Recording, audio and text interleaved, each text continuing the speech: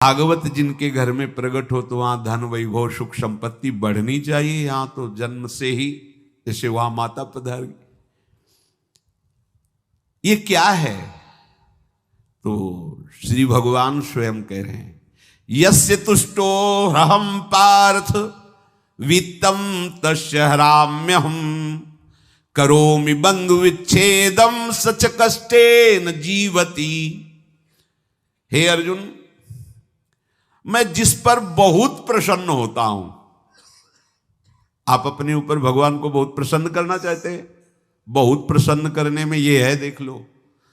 कह रहे जिस पर मैं बहुत प्रसन्न होता हूं सबसे पहले उसका ऐश्वर्य नष्ट करता हूं। फिर क्या करता हूं?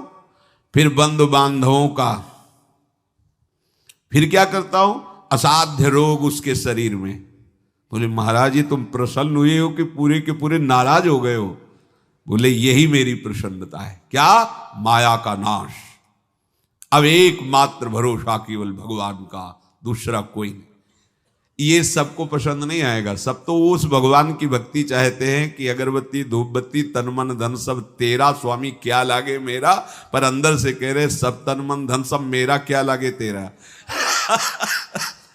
ऐसे तो चलेगी भक्ति। लेकिन कई बार सत्संग में पीछे धाम में कहा था कि भगवान को रिझाकर लोक मांगोगे तो चैन से रह लोगे, और अगर उनसे प्यार करने की बात मन में ठानी कि बस मुझे केवल आपकी आंखों में आंखों को मिला करके जीवन व्यतीत करना है, मुझे और कुछ नहीं चाहिए, तो फिर लाडले आपको दुशरिहा का कोई आश्रय रहने नहीं देंगे। ध्यान रखना, जितने दुशरिहा होंगे तो ये बर्दाश्त हो तो कदम आगे बढ़ावे।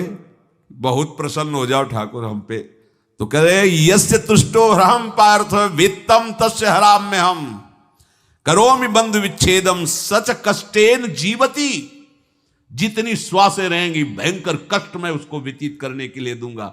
ये दंड नहीं है, ये पुरस्कार है। अनंत जन्मों का हिसाब बराबर करके कहीं इसकी वृत्ति मेरे से हट न जाए, ऐसे घेरे में डाल के अखंड चिंतन करवा के सजयति जयति जग उच्चरे। जाको करत श्याम सहाई प्रथम वर्णो कृपा क्रम हो विषय मूल गवाई। कुल कुटुंब बल वित्त हीनो दीन के दुखदाई आपने को करजु लीनो आप ही अपनाई।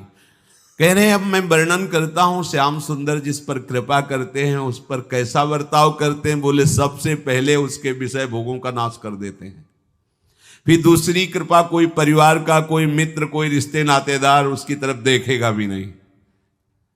फिर ऐसा दुख प्रदान करते हैं कि केवल एक भरोसा रह जाता है, एक भरोसा, एक बल, एक आस विश्वास, बस नाथ आपके सिवा अब हमारा कोई नहीं।